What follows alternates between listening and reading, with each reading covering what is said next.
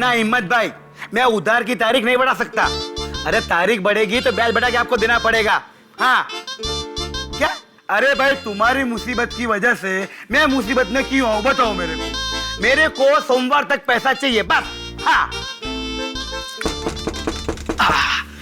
बहुत भूख लगी छे भाई।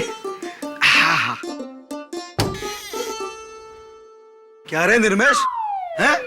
कब से तेरा इंतजार कर रहा हूं मालूम है क्या? हैं? और आजकल ये डब्बा लेट क्यों लेके आ रहा है? करूं क्या?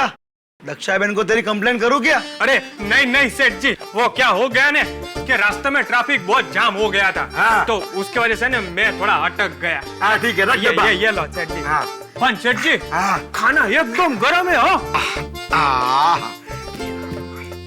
कब से भूख लगी है मालूम है तेरे को?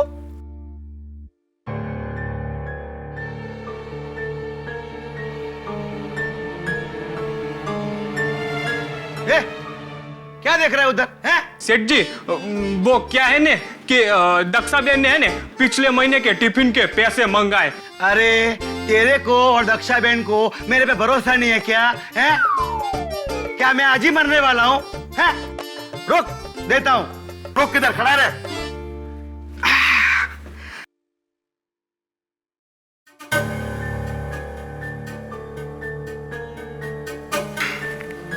ये ले पैसा, दे देना दक्षा बहन को, जा।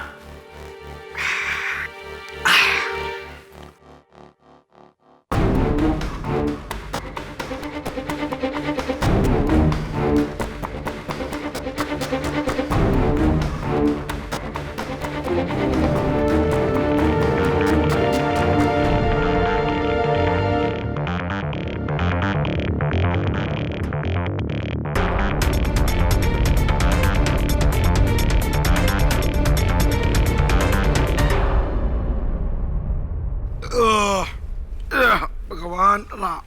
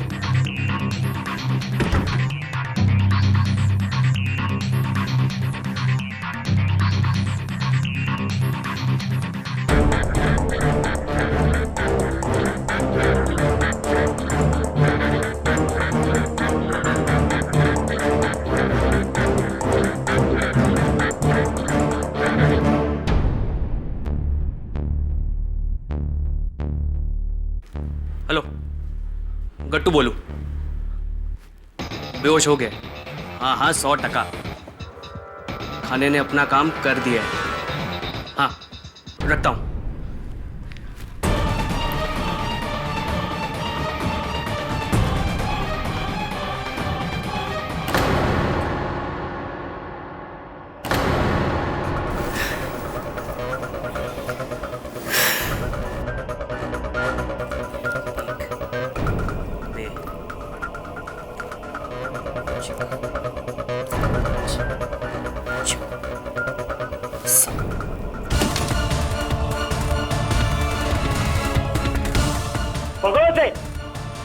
नहीं काम आगे अरे पण पे कहीं નથી કર્યું। અરે ચા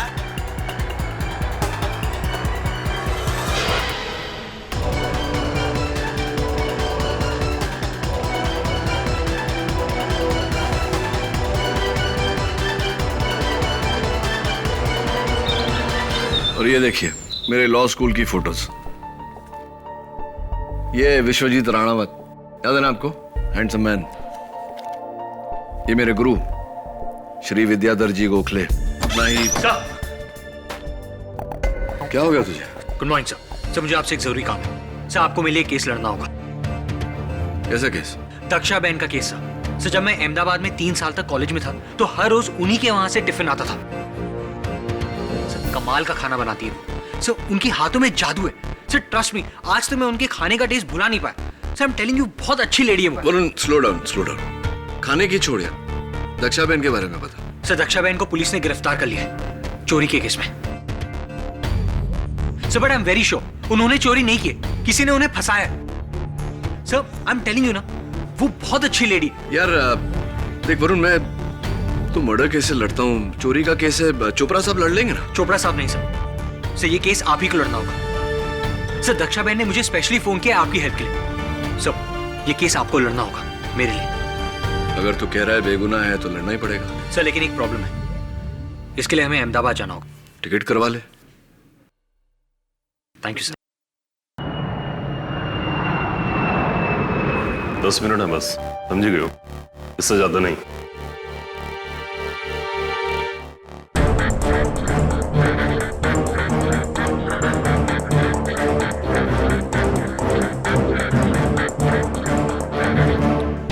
दक्षाबेन, जय श्री कृष्ण। मैं केडी पाठक। खेड़ी बहन, जय श्री कृष्ण। आपको कौन नहीं जानता, पूरे गुजरात में आपके नाम का डंका है।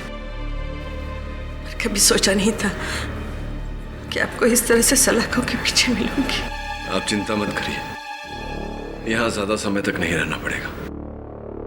बताइए उस दिन क्या हुआ था?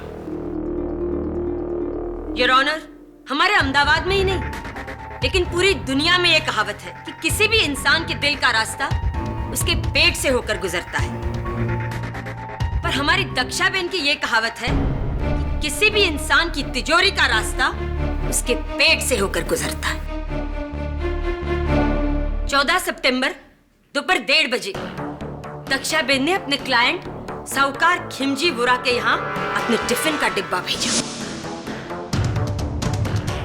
ये टिफिन का डिब्बा जिसमें तरह तरह के स्वादिष्ट पकवान थे, इतने टेस्टी, इतने अच्छे कि इंसान पकवान के साथ साथ अपनी उंगलियां भी चाट जाए और फिर बेहोश हो जाए, क्योंकि इसी दक्षा बहन ने उसमें बेहोशी की दवाई मिलाई हुई थी।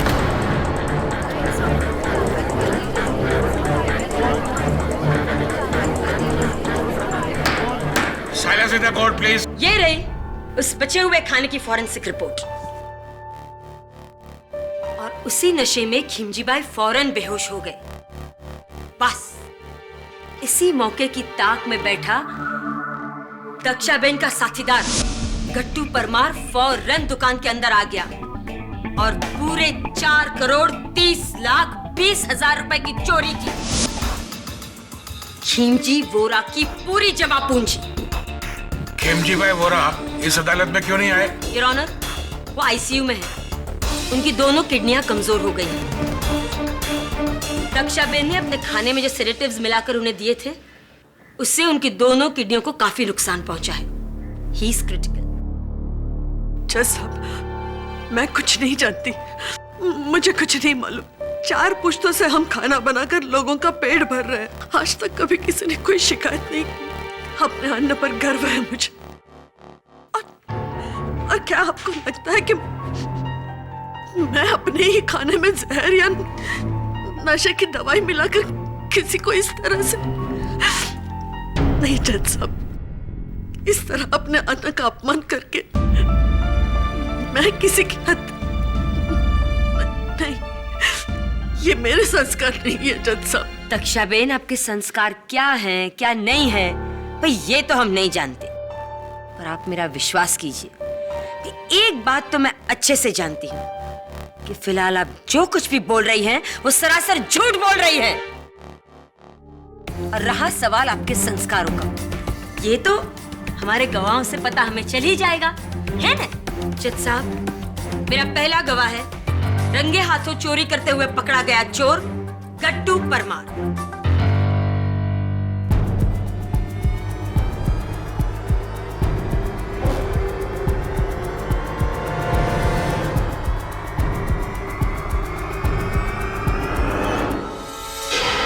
जी, मैंने पुलिस को बोल दिया है, चोरी मैंने ही की थी।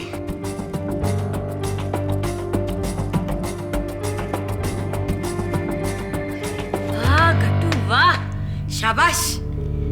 ये कहकर तुमने अदालत की बहुत बड़ी मदद की है, पर हमारी एक छोटी सी प्रॉब्लम और है, उसे भी सॉल्व कर दो।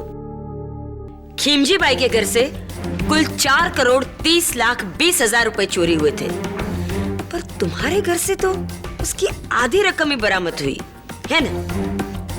बाकी नहीं। बाकी रकम मैंने उसको दी थी जिसने मुझे चोरी करने वहां भेजा था, मेरा भागीदार। तुम्हारा भागीदार है ना? कौन? दक्षा बहन।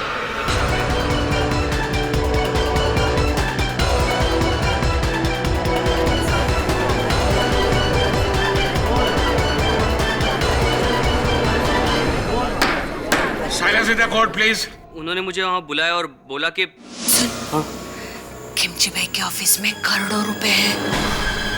हाँ, दोपहर के वक्त उनके ऑफिस में कोई भी नहीं होता, सब लोग खाना खाने के लिए घर चले जाते हैं।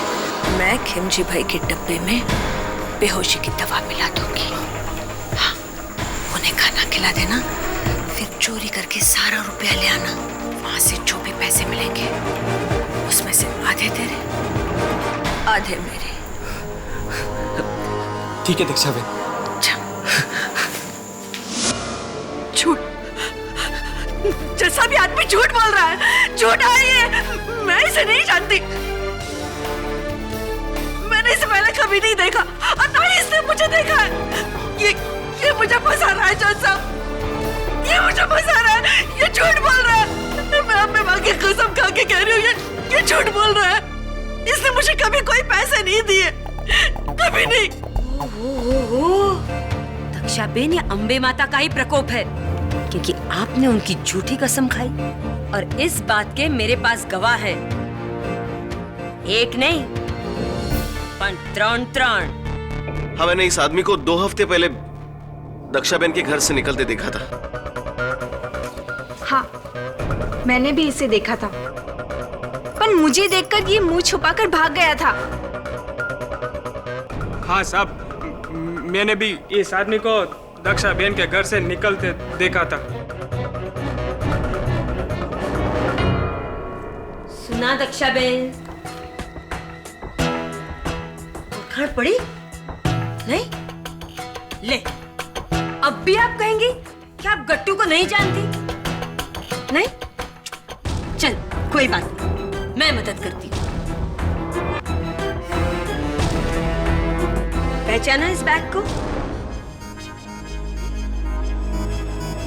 योर ऑनर, ये वही बैग है जिसमें से पुलिस को 2,15,10,000 रुपए बरामद हुए थे, और ये बैग दक्षा बेन के घर के बाहर कूड़ेदान में मिली थी, और इन्होंने ही गट्टू को ये बैग वहां रखने के लिए कहा था। नहीं जज साहब, मैं कुछ नहीं जानती, मुझे नहीं मालूम ये पैसे वहां कैसे आए। ये मैंने कुछ नहीं कहा था, ये झूठ बोल रहे हैं, सब झूठ बोल रहे हैं जज साहब। तो फिर तुम्हारे खाने में तुम्हारे अलावा बेहोशी की दवा और कौन डाल सकता है? मिसेस कक्कर, बस इसी प्रश्न की प्रतीक्षा कर रहा था कि खिमजी बाई के टिफिन में दक्षा बहन के खाने में दक्षा बहन के अलावा और कौन बेहोशी की दवा मिला सकता है। योर ऑनर, दक्षा बहन अपने 4 पुश्तों की कमाई हुई प्रतिष्ठा और इज्जत चंद रुपयों के लिए दांव पर लगा दे, यह संभव नहीं है। बड़ी साफ बात है कि खिमजी बाई के टिफिन में बेहोशी की दवा दक्षा बहन ने नहीं, किसी और ने डाली थी। किसी और ने? आई डोंट फील बैड, लेकिन आप मुंबई वाले किसी भी नतीजे पर फौरन पहुंच जाते हैं।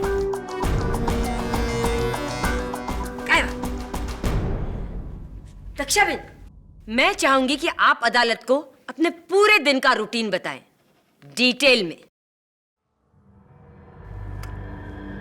ताकि हम हमारे मेहमान, मुंबई से आए हुए मेरे दोस्त केडी भाई ये जान सके कि ये काम किया किसने है ना? हाँ है। बोलिए।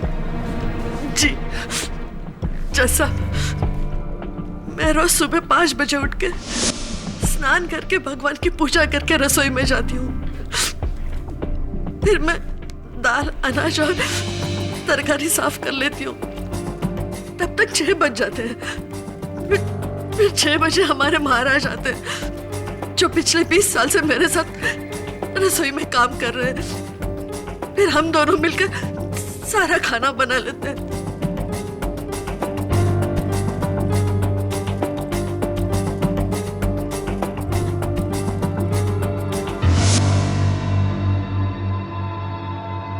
राइट, यानी आप दोनों ही होते हैं, कोई तीसरा नहीं होता। नहीं केडी भाई, हमारे महाराज तो इतने गुणी हैं कि वो अकेले हाथ सबका खाना बना सकते हैं। फिर 10 बजे तक सारा खाना बन जाता है, दाल चावल सब्जी और मीठा। फिर 10 बजे पवित्र आती है।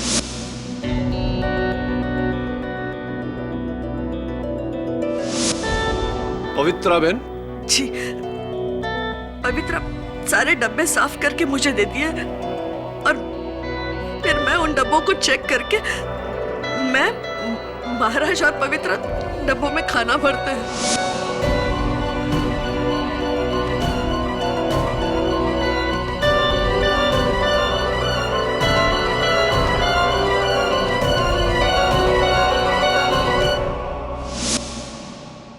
दक्षा बहन, डब्बे में खाना पैक करने से पहले क्या आप चखती हैं? हाँ हाँ केडी भाई, हमेशा।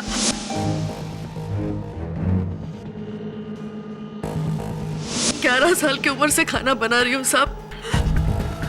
अगर खाने में थोड़ा सा नमक कम या ज्यादा भी हो जाए ना तो मैं सूंघ के बता सकती हूँ। और उस दिन आपको ऐसा कुछ नहीं लगा? खाना बिल्कुल ठीक था? हाँ, मैंने खाना चख के देखा था।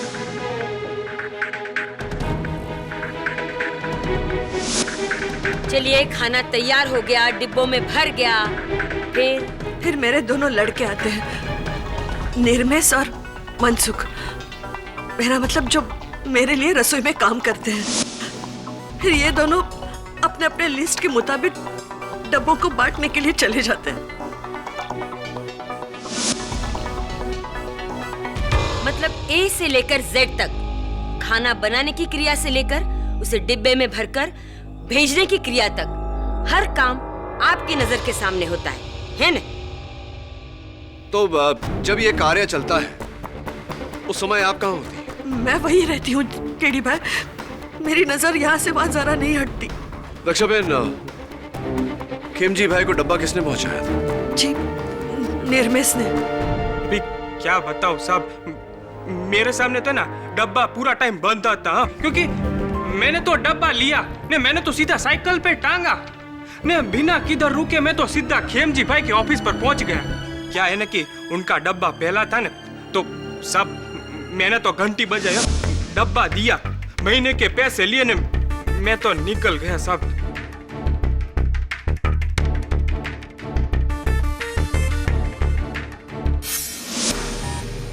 तो उस समय खेमजी भाई के साथ उनके दफ्तर में कोई था? नहीं साहब, वो तो अकेले थे, पर और तो और साहब, उन्होंने है ने मेरे सामने डब्बा खोला और खाना शुरू कर दिया। हैं? किसी और को उसमें कुछ भी मिलाने की गुंजाइश थी ही नहीं, है? Brilliant observation Mrs Thakkar, thank you very much. तो आम तौर पर डब्बा लेकर खेमजी भाई के ऑफिस कितने बजे पहुंचते थे आप? यही 1 बजे। लेकिन उस दिन तो आप 1:20 पे पहुंचे थे, ये 20 मिनट लेट क्यों हो गए?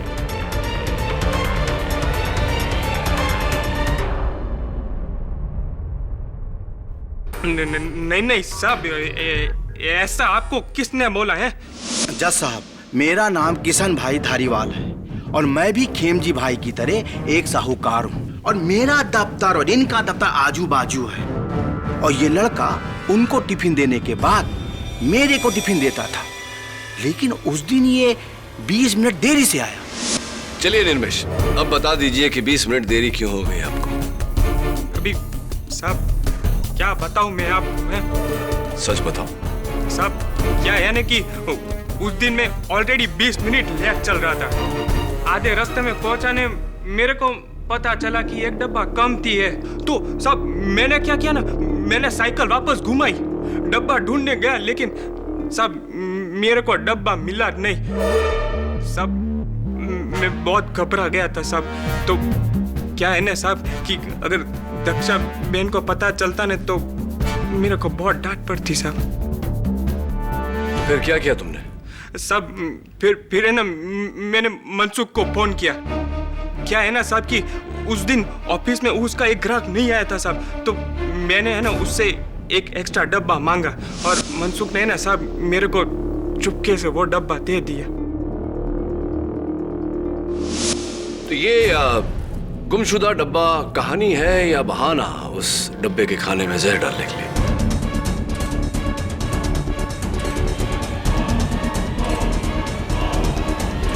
नहीं साहब, मैंने ऐसा कुछ भी नहीं किया। एक और बात निर्मेश, गट्टू का कहना है कि जब वो ऑफिस में चोरी करने घुसा तो ऑफिस का दरवाजा खुला था।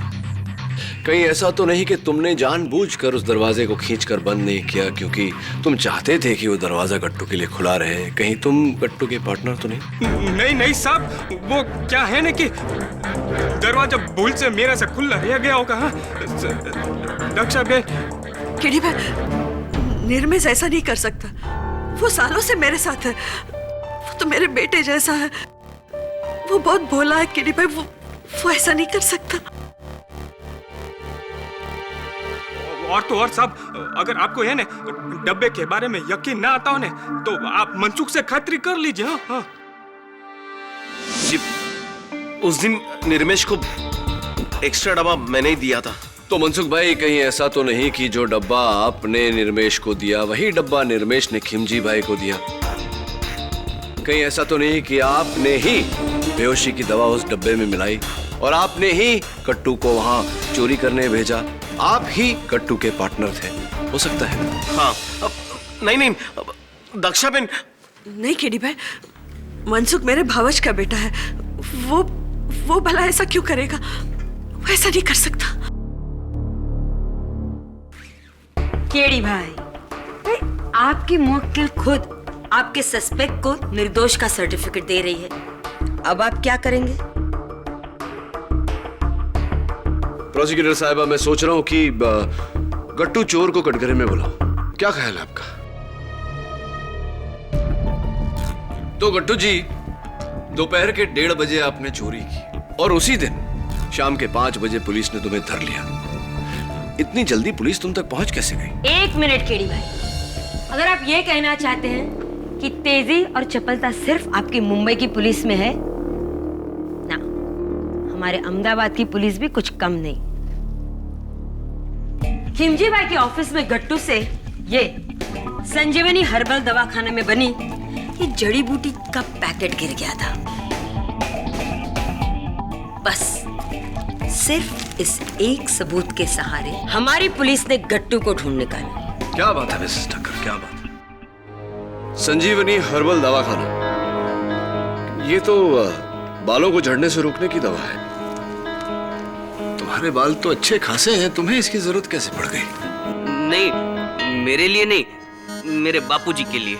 ऐसे ही आपके बापूजी के लिए, उस बापूजी के लिए जिसकी तस्वीर आप अपने बटुए में रखते हैं। आप ही का बटुआ है।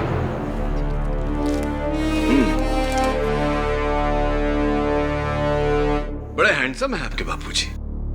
तो मैं समझा नहीं, आपके सर पर इतने घने बाल हैं, आपके बापूजी के सर पर एक भी बाल नहीं, तो ये दवा किसके लिए थी? वो कहीं पुलिस के लिए तो नहीं थी? ताकि पुलिस उस दवा के पैकेट के जरिए दवाखाने तक पहुंचे और दवाखाने के जरिए आप तक। आप ये कहना चाहते कि इसने जानबूझकर ये पूरी गिराई? जी जी। केडी भाई, ऐसा आपके मुंबई में होता होगा, हमारे अहमदाबाद में नहीं, है ना? एक बात बताइए प्रोसिक्यूटर साहब, अक्सर चोर चोरी करके भाग जाता है, फरार हो जाता है, तो फिर गट्टू ने ऐसा क्यों नहीं किया? वो अपने घर जाकर चोरी की रकम बिस्तर पर फैलाकर दरवाजे खिड़कियां खोलकर क्यों बैठा था? ये उसकी बेवकूफी थी या चालाकी, ताकि पुलिस तुम्हें पकड़े और तुम अदालत में दक्षा बहन के खिलाफ गवाही दो।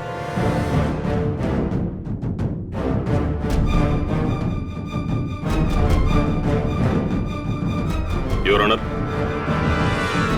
एक बुरी खबर है। मिलॉर्ड, दक्षाबेन ने जो बेहोशी की दवा खिमजी भाई को दी थी, उससे उनकी किडनी फेल हो गई और अभी 1 घंटा पहले उनकी मौत हो गई।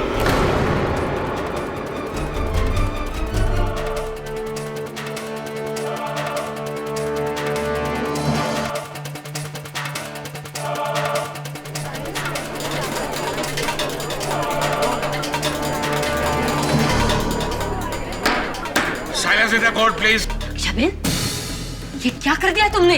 कुछ पैसों के लिए आपने एक आदमी की हत्या कर दी।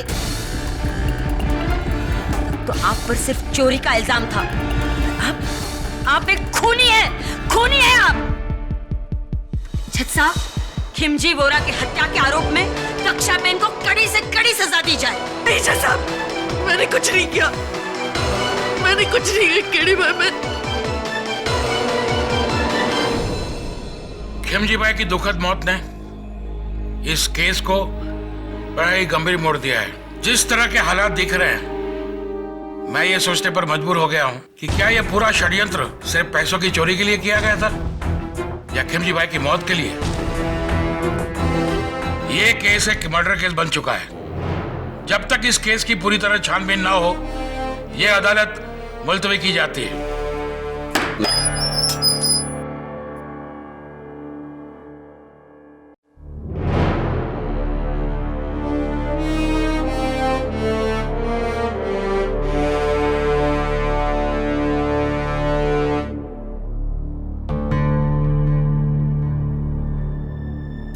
लगता है खिमजी भाई की मृत्यु की खबर सुनकर तुम्हारी भूख भी मर गई। मैं जानता हूं कि तुम जानते हो दक्षाबेन सच बोल रही, यानी कि मैं जानता हूं कि तुम झूठ बोल रहे हो। ये नहीं जानता कि क्यों झूठ बोल रहे हो, क्यों दक्षाबेन को फंसा रहे हो, किसके कहने पर। योजना के अनुसार चोरी की आधी रकम तुमने दक्षाबेन के घर के बाहर कचरे के डिब्बे में डाला। उसके बाद अपने आप को पुलिस को पकड़वा दिया। उस खाने में बेहोशी की दवा भी तुम्ही ने डाली थी। नहीं, तो किसने मिलाई थी? ये मैं आपको नहीं बता सकता। देखिए, मैं बहुत बुरी तरह फंस गया हूं। मुझे नहीं पता था कि वो सेठ मर जाएगा। मुझे लगा कि मुझ पर चोरी का इल्जाम आ जाएगा और मैं उसकी दी हुई जमानत से छूट जाऊंगा। देखो गट्टू, मैं जानता हूं कि तुम बेगुनाह हो, इस कत्ल में तुम्हारा कोई हाथ नहीं, और अदालत में मैं तुम्हारी सजा कम भी करवा दूंगा। लेकिन तुम्हें अपने भागीदार का नाम बताना होगा। उसी की वजह से तो जज साहब ने मुझे फांसी की सजा दे देंगे। मुझे पूरा यकीन है कि तुम बेकसूर हो और तुम्हारी सजा मैं कम करवा दूंगा। लेकिन तुम्हें ये तो बताना पड़ेगा कि तुम्हारा भागीदार कौन है। ये क्या हो रहा है केडी भाई?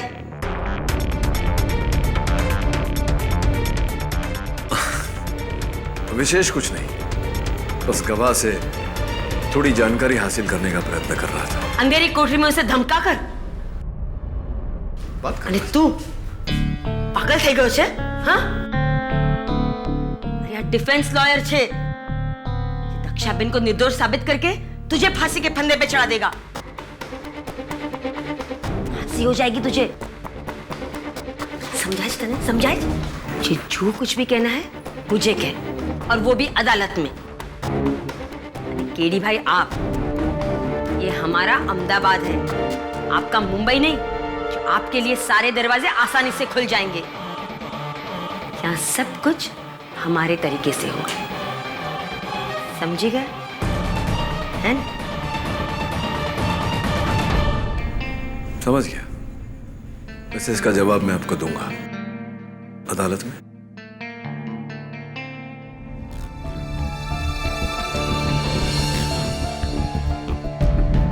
सर, बोल। सर, ये रहा टिफिन, दक्षाबेन के घर से ही लाया हूं। और उस दिन ऐसा ही टिफिन खिमजी भाई के यहां भी गया था। और सब और सर ये दक्षा बहन की रेसिपी की किताब जो आपने मंगवाई थी। पर आप इस किताब का क्या करेंगे? उंधियू की रेसिपी देखना चाहता हूँ। बैंगन, आलू, सूरन, असली घी कहीं पर भी नहीं, और दाल ढोकली।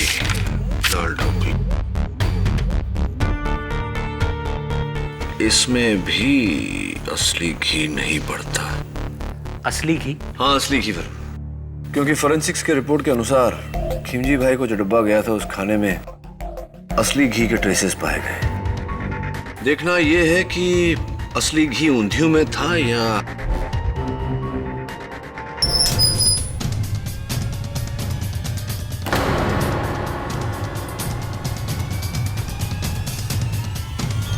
मिलॉर्ड, गट्टू ने अपनी शर्ट से छत पर लगे हुक पर लटक कर खुद को फांसी दे दी।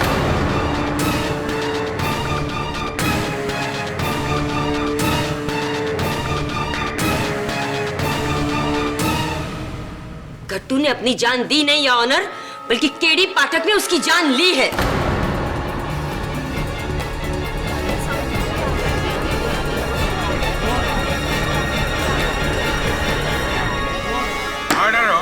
आई object your honour. Your honour, कल रात लॉकअप में केडी पाठक ये आखिरी इंसान थे जो गट्टू से मिले थे।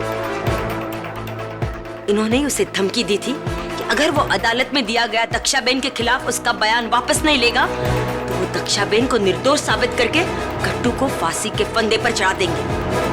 बस इसी डर से गट्टू ने आत्महत्या की। गट्टू को फांसी की धमकी आपने दी थी, मैं तो उसे समझाने गया था। केडी भाई, अब मुंबई वाले हम अहमदाबाद वालों को नादान समझते हैं। खूब जानती हूँ मैं डिफेंस के ये हथकंडे। मिस ठक्कर, आपके पास कोई सबूत है कि केडी पाठक ने गट्टू को फांसी की धमकी दी थी? योर ऑनर, सबूत की कोई जरूरत ही नहीं है, जबकि डिफेंस लॉयर देर रात तो फिर मैं आपको हिदायत देता हूँ कि केडी पे इल्जाम लगाना बंद कीजिए और केस को आगे बढ़ाइए। जी your honour. Mister Pathak, please carry on. Thank you your honour.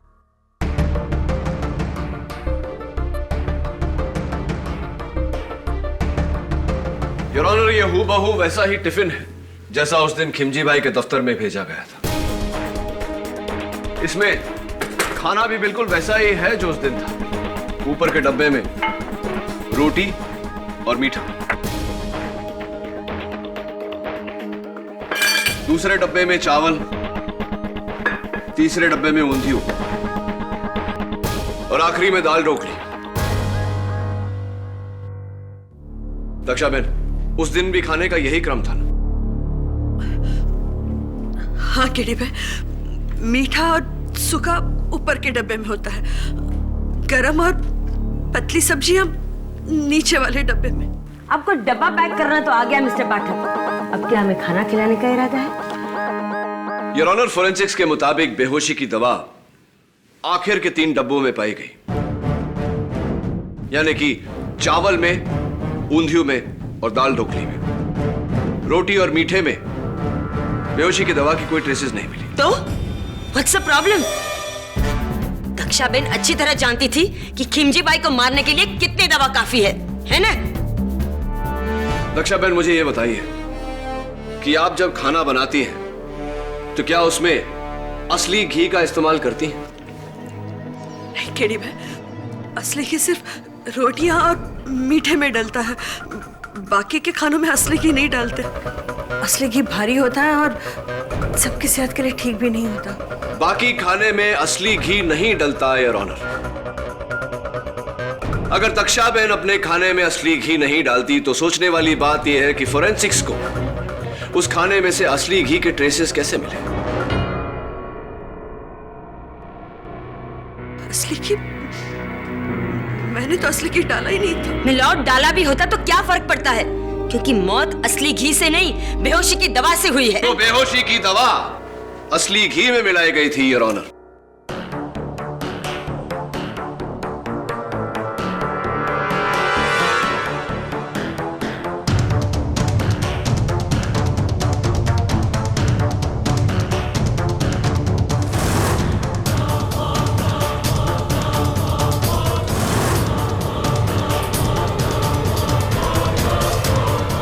Your honour, इस घी को खिमजी भाई के टिफिन के ढक्कनों पर इस तरह लगाया गया।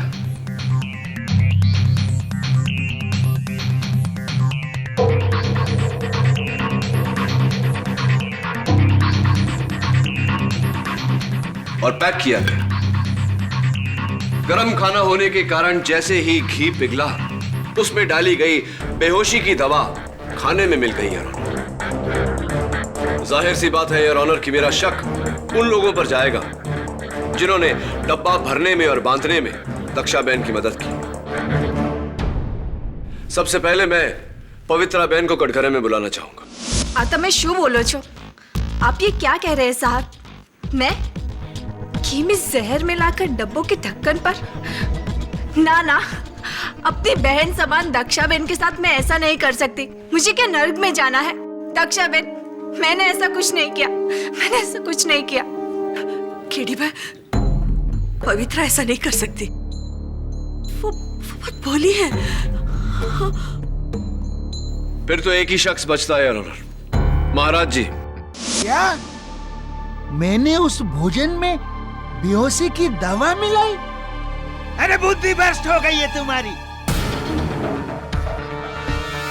मैं पूछ रहा था आपसे। एक बात कान खोलकर सुन लो, अपने भोजन से किसी की जान लेने से पहले मैं अपनी जान ले लूंगा। शांत शांत થઈ જાઓ महाराज।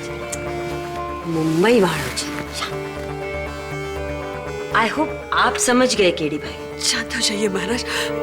केडी भाई आपको नहीं जानते ना, इसलिए उन्होंने। केडी भाई, महाराज तो मेरे गुरु समान है। वो भला ऐसी हरकत क्यों कर सकते? वो ऐसा नहीं कर सकते। दक्षा बहन, अगर सभी निर्दोष है तो उस खाने में बेहोशी की दवा क्या आप? अपनी बात पूरी कीजिए मिस्टर पाठक। तो क्या खाने में बेहोशी की दवा आपने मिलाई थी दक्षा बहन? नहीं नहीं, मैं तो आपकी बात से बिल्कुल सहमत हूँ। बल्कि मैं तो कोर्ट से कब से कह रही हूँ कि दक्षा बहन ही खूनी है।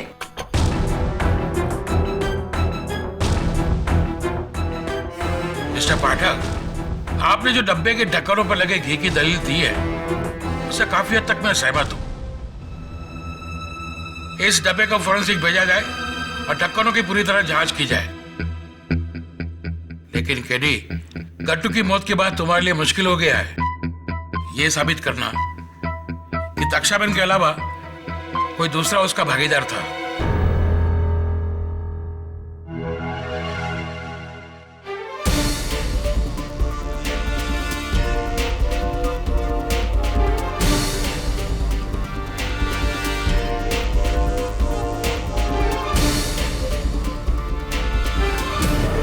हाँ, मैंने भी इसे देखा था, पर मुझे देखकर ये मुंह छुपाकर भाग गया था।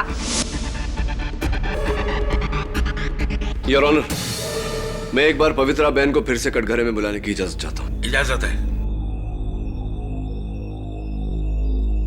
क्या बात है पवित्रा बहन, आपको देखकर लग रहा है कि आज आपकी तबीयत कुछ नासाज है और आपकी आंखें जता रही हैं कि आप रात भर रोई हैं। सब ठीक है ना? जी, मैं क्यों रोने लगी? वो तो मुझे थोड़ा बुखार है। वो ऐसी बुखार है? ऐसा कैसा बुखार? एक सुहागन जिसका रोजमर्रा का श्रृंगार है, मंगलसूत्र पहनना, सिंदूर लगाना, वो भूल गई हैं आप? ऐसा कैसा बुखार? जी, वो तो मैं जल्दी जल्दी में थी ना, इसलिए सिंदूर और मंगलसूत्र दोनों भूल गई। वैसे आपके पति तो ठीक है ना? हाँ हाँ, बिल्कुल। क्या नाम है उनका? नरेश कुमार। नरेश कुमार। क्या करते हैं वो? क्या व्यवसाय है उनका? जी, वो दूध की दुकान में काम करते हैं, डेयरी। डेयरी? कहाँ पर? राजकोट में। राजकोट में? तो उनकी डेयरी का नंबर तो होगा ना आपके पास? जी बिल्कुल। जरा बताइए। 0261 2854 2854 524। नंबर तो मैंने लगाया है, मुझे पूरा यकीन है योर ऑनर कि ये नंबर नहीं लगेगा। जी, शायद वो नंबर खराब होगा। नंबर खराब नहीं, एसटीडी कोड गलत है। 0261 सूरत का कोड है, राजकोट का कोड 0281 है।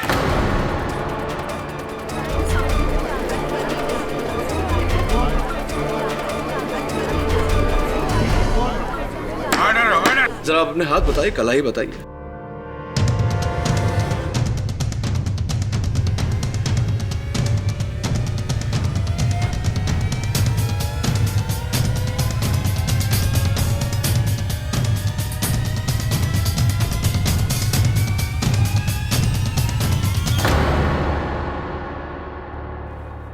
आपके हाथों में कांच की चूड़ियां पहनती थी आप, वो भी तोड़ दिया आपने, और टूटे हुए कांच की चूड़ियों के निशान हैं आपके हाथों पर। माफी चाहता हूं, प्रश्न थोड़ा कड़वा है लेकिन पूछना पड़ेगा। आपके पति का निधन हो गया क्या?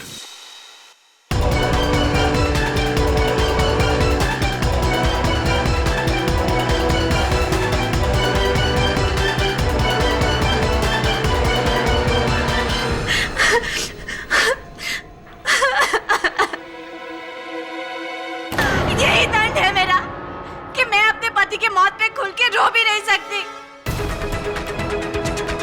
लेकिन वो मरा, मेरी वजह से वो मरा।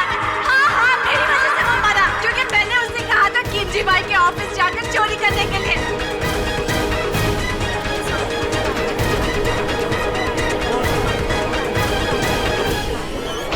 Order order. कट्टू ही मेरा पति था। हाँ, इसीलिए सारे गवाह कह रहे थे कि उन्होंने गट्टू को दक्षा बहन के घर के बाहर देखा, क्योंकि वो आपसे मिलने आता था। पवित्रा बहन, अदालत को यह भी बता दीजिए कि खिमजी बाई के टिफिन के ढक्कनों पर बेहोशी की दवा वाला घी आप ही ने लगाया था। दरअसल मुझे पता था कि किमजी भाई का डब्बा कौन सा है, इसीलिए मैंने घी में बेहोशी की दवा मिलाई और घी को उस डब्बे के ढक्कनों पे लगाया।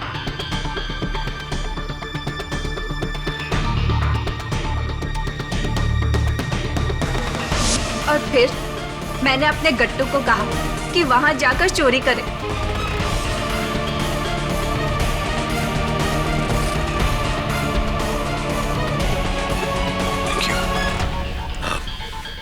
एक आखिरी प्रश्न। 4,30,20,000 बहुत बड़ी रकम होती है। ये रकम लेकर आप लोग फरार हो सकते थे, लेकिन ऐसा क्यों नहीं किया आपने? गट्टू को क्यों पकड़वाया और उसके जरिए दक्षा बहन को क्यों फंसाया? क्योंकि हम दोनों को ऐसा बोला था करने के लिए। प्लान हमारा नहीं था। उसने हमें बोला कि किमजी भाई को बेहोश करो और चोरी करो। इसके बदले में वो मेरे गट्टू की जमानत देकर हम दोनों को अलग से 25 लाख देगा, जामनगर में जमीन, और गट्टू को एक अलग से एससीडी की दुकान खोल के देगा। बस हमने इसी लालच में आकर ये सब किया। पवित्रा बहन, अदालत को बताइए कि ये लालच आपको किसने दी थी?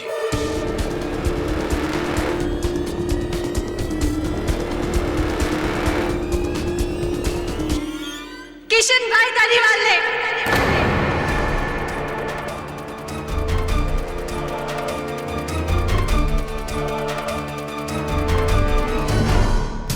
कहाँ भाग कर जा रहा है? जज साहब, खेमजी भाई की वजह से मेरी साहूकारी का धंधा चौपट हो रहा था और उन्होंने मेरे सारे ग्राहकों को हथिया लिया था। इससे पहले कि मैं बर्बाद होता, मैंने उन्हें मारने का प्लान बना डाला। जज साहब, मुझे पता था कि उनके गुर्दे कमजोर हैं और बेहोशी की दवा का जरा सा ओवरडोज उन्हें मार देगा, और इसीलिए पवित्रा और गड्डू को चोरी का लालच दिया ताकि वो अनजाने में खेमजी भाई का खून कर सके। और जज साहब, ये सब मैं अपने धंधे को बचाने के लिए किया था, और ये सारा प्लान मैंने बनाया था। जज साहब, मैंने। Arrest my case, Your Honor. ये अदालत किशन भाई धारीवाल और पवित्रा बहन को खिमजी भाई वोरा के दफ्तर से चोरी करने और उनके मर्डर के केस में दोषी ठहराते हुए उन्हें गिरफ्तार करने का हुक्म देती है, और दक्षा बहन को इस इल्जाम से बाइज्जत बरी करती है। The case is closed.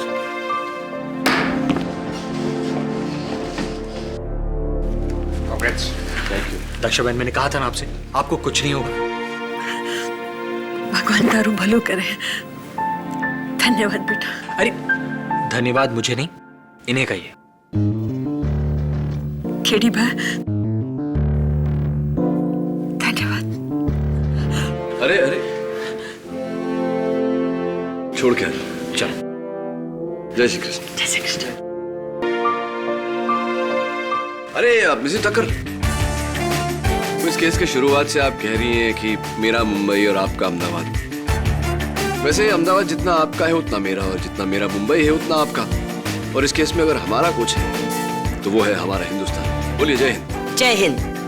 बोलिए जय हिंद।